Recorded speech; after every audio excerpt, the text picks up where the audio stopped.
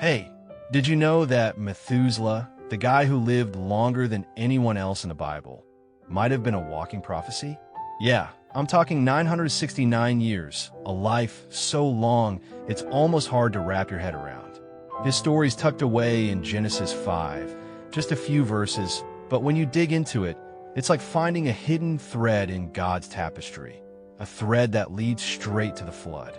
So, Genesis 5 verse 21 tells us Methuselah was 65 when he had his son Enoch.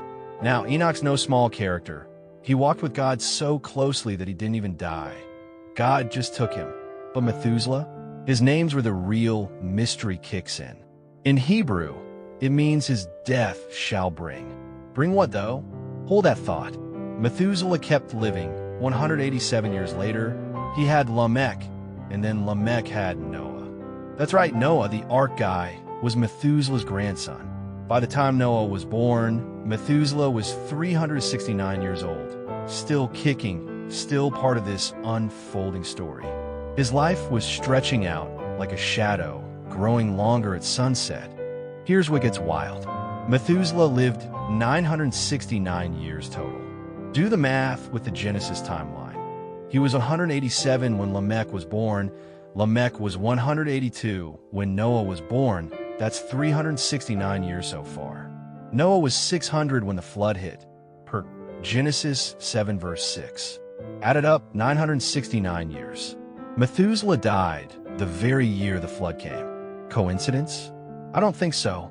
His name, his death shall bring, starts to sound like a ticking clock. Scholars say it could mean his death shall bring judgment. And when Methuselah finally took his last breath, the skies broke open.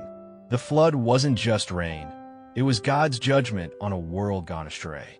Imagine that. Methuselah's life was a mercy, a countdown. Every year he lived, God was holding back the waters, giving people time to turn back. But when his time was up, so was theirs. It's like he was a living hourglass, sand slipping away until the final grain dropped.